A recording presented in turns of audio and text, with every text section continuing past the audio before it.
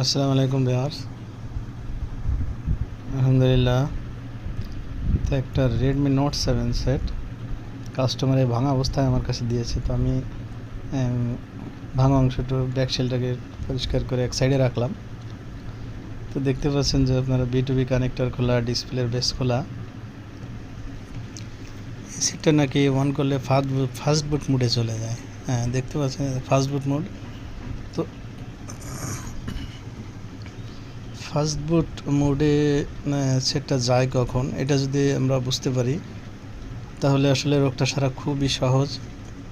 তো আপনাদেরকে আজকে আমি ক্লিয়ার করে জিনিসটা বুঝিয়ে দেব। আপনারা একটু চেষ্টা করলেই অল্প সময়ের মধ্যে সেটটাকে আবার নর্মাল মোডে চালু করতে পারবেন। তুমি আবার দেখে নিচ্ছি যে আসলেই আপনারা দেখেন যে সেটটা চালু করলেই পাওয়ারকে প্রেস করার সঙ্গে সঙ্গে এটা ফাস্ট বুট মোডে চলে যাচ্ছে। দেখুন আসলে রেডমি শাওমির গ্রুপের যে সেটগুলো আছে এতে আমরা জানি যে minus button, volume minus button press করে পাওয়ারকে প্রেস করলেই ফাস্ট বুট মোডে যায়। তো এখন আমাদের চিকিৎসার বিষয় আছে যে এখন আমরা মাইনাস বাটনটা চেঞ্জ করে দেব। চেঞ্জ করে দিয়েই দেখব ইনশাল্লাহ আমাদের সেটটা ঠিক হয়ে যাবে। তো ফাস্ট বুট মোডে আমাদের অনেক সময় সেটটা আনলক করতে হয়, সেটের মডেল আইডেন্টিফাই করতে হয়, আর ফ্ল্যাশ করতে হয়। অনেক কাজ আমরা করে থাকি ফাস্ট বুট মোডে। তো অটো ফাস্ট বুট মোডে চলে যাচ্ছে।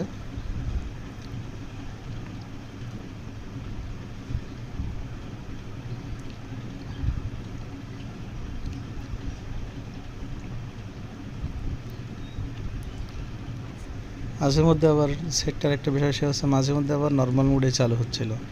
তো এই ক্ষেত্রে আমি বারবার একটু সমস্যাটা আরও ভালো করে ফাইন্ড আউট করার জন্য ভালো করে কয়েকবার আমি বন্ধ করে চালু করে দেখলাম। এখন দেখতে পাচ্ছেন যে এবার নর্মাল মোডেই সেটটা চালু হচ্ছে। তো এইভাবে তো আসলে একটা সেট ব্যবহার করা যায় না। মাঝে মধ্যে যদি ফাস্ট বুট মোডে চলে যায় আবার নর্মাল মোডে আসে। তো আমি এটা 100% সঠিকভাবে আর কি সমস্যাটা ভালোভাবে দেখে নিলাম। এরপরে আমি সেটার মাইনাস ভলিউম কিটাকে আমি চেঞ্জ করেছি।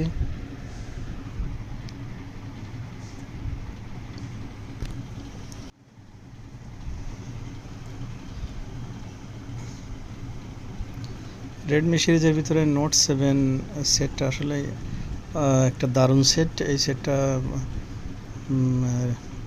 অনেকেই ব্যবহার করে, অনেক পরিমাণে আমাদের দেশে এটা বিক্রি হয়েছে। তো আমি নাটগুলো খুলে নিচ্ছি।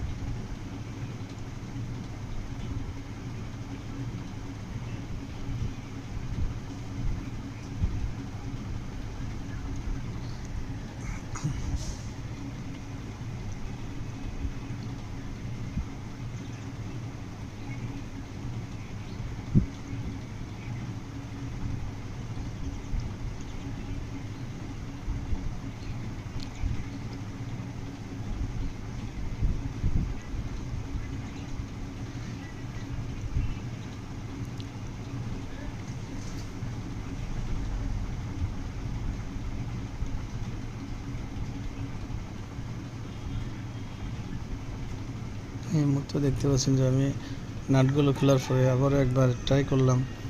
তারপরে সেটা সেই ফাস্ট বুট মোডেই চলে যাচ্ছে। তো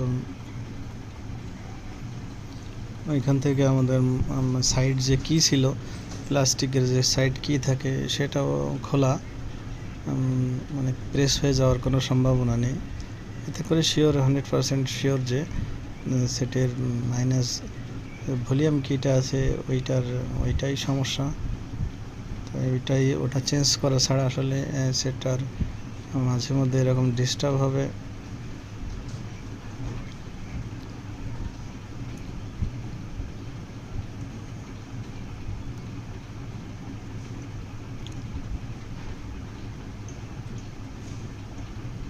সেটগুলো খুব সাবধানে খুলতে হয়, যেন বিভিন্ন জায়গায় যখন আমরা টুইজার ব্যবহার করব, তা অনেক সময় আছে অনেক ক্যাপাসিটার থাকে, রেজিস্টার থাকে, এগুলো যেন ক্ষতিগ্রস্ত না হয় সেদিকে খেয়াল করতে হয়। কারণ যে কোনো একটা রেজিস্টার ক্ষতিগ্রস্ত হলে আমাদের সেটটা ডেড হয়ে যেতে পারে, যে আর কখনোই হয়তো রান করবেন ওই জায়গায় আবার সেই মানে রেজিস্টার যত সময় ইনস্টল করা না হয়। তো বন্ধুরা, পাওয়ার কিটাকে আমরা পাওয়ার কির যে ইটা আছে আর কি, এটা আমরা মিডিল পার্ট থেকে আলাদা করে কাজ করব। তার আগে একটু ওয়াশ করে নিলাম। এই জায়গাটা একটু ফাঙ্গাসের মতো একটা ভাব ছিল, যে পানি গেলে যেমন হয়, সাতাশে ভাব থাকে, তো এটা পরিষ্কার করে নিলাম। আর খুব সাবধানে আমরা এটাকে টুইজারের মাধ্যমে আলাদা করে নিব। ওর সাথে একটু এসি থিনার লাগিয়ে নিলাম, যাতে করে আঠাটা একটু দ্রুত রিমুভ হয়, যাতে করে ওঠাতে অনেক সহজ হয়। অনেক সময় আছে যে আমাদের এই কাজটা করতে যে যদি টুইজার এদিক সেদিক হয়ে যাওয়ার ক্ষেত্রে আমাদের এই কিটা অনেক সময় ছিঁড়ে গেলে তখন আমাদের জাম্পার করা লাগে, অথবা নতুন আর একটা ক্রয় করতে হয়। তো সেক্ষেত্রে একটু সাবধানতা অবলম্বন করা দরকার।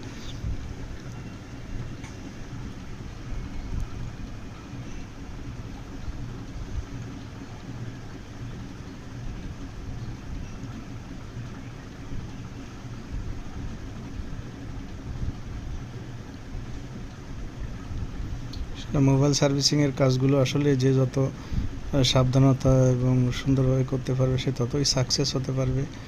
এখানে অসাবধানতা হলেই, একটু এদিক সেদিক হলেই বড় ধরনের ক্ষতি হওয়ার সম্ভাবনা থাকে। তো আমরা কিটাকে আলাদা করে নিলাম।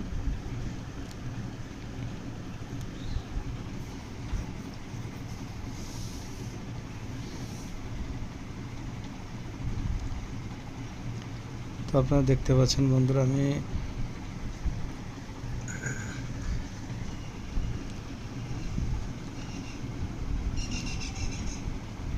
আমাদের পাওয়ার কি হচ্ছে একেবারে নিচেরটা, পাওয়ার কি নিচে একটা মাঝখানে একটা মাইনাস ভলিউম কি, আর উপরেরটা হচ্ছে প্লাস। তো আমরা মাঝখানেরটাই উঠিয়ে নেব।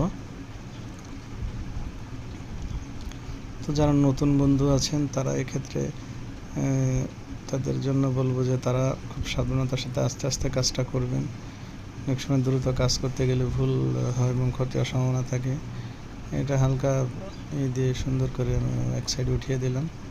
আমি একটু পেস্ট ব্যবহার করেছি,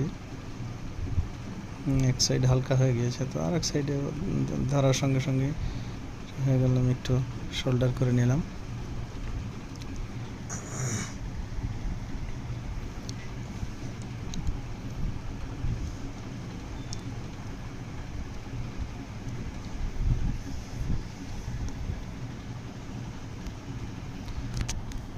তো বন্ধুরা, যদি ভিডিওটা ভালো লাগে তো অবশ্যই সাবস্ক্রাইব করবেন, লাইক, শেয়ার, কমেন্টস করে জানাবেন যে আপনাদের যদি কোনো পরামর্শ থাকে পরামর্শ প্রদান করবেন।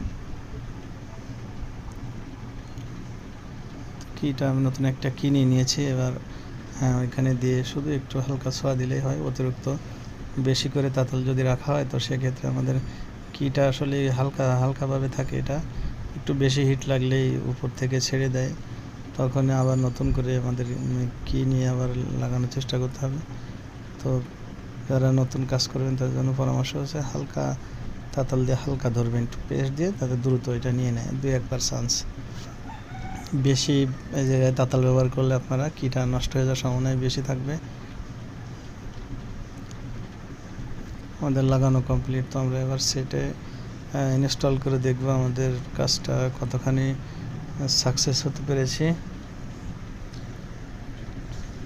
কিটা লাগানোর ক্ষেত্রে একটা সমস্যা তৈরি হয়, সেটা হচ্ছে যে বাইরের যে কিটা থাকে ওই কিটা ঠিকমতো এদিক ওদিক লাগানো হলে আমাদের যে লকটা আছে লকটা বসে না, যার কারণে অনেক সময় কিটা পড়ে যায়।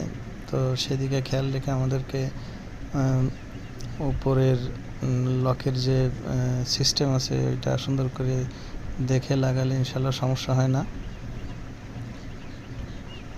হ্যাঁ, ডিসপ্লের বেস প্লাস V2B কানেক্টারের বেসটাও আমি লাগিয়ে নিলাম, পাশাপাশি ব্যাটারিটাও লাগানো কমপ্লিট। এখন একটু চালু করে দেখা যাক বন্ধুরা আসলে আমাদের কাজটা কতদূর সম্পন্ন হলো। দেখতে পাচ্ছেন যে রেডমির লোগো চলে এসেছে।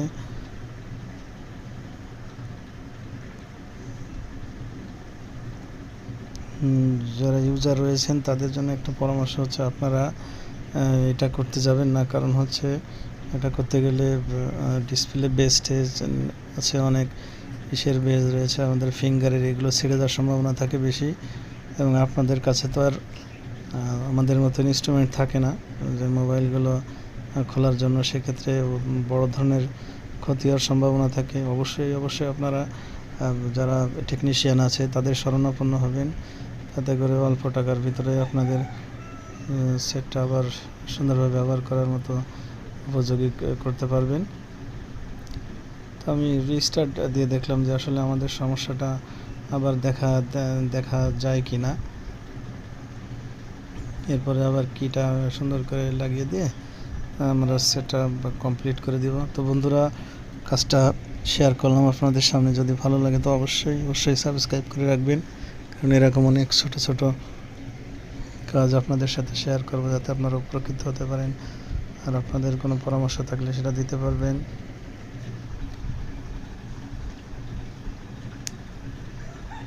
হ্যাঁ, ফিঙ্গারের ইয়েটা বেসটা আমি ইনস্টল করে দিলাম, ফিঙ্গারপ্রিন্টের যে রেবনটা। এই রেবনের ক্ষেত্রে আমাদের সাবধান হতে হয় যে যেহেতু ফিঙ্গারের সাথেই একটা বেজ আছে, প্রথমেই আসলে ব্যাকসেলটাকে তুলে নিয়ে ওখান থেকে লকটা খুলে নিলে তখন ফিঙ্গারটা নিরাপদ থাকে, তখন বেসটা ছেঁড়ার সম্ভাবনা কম থাকে।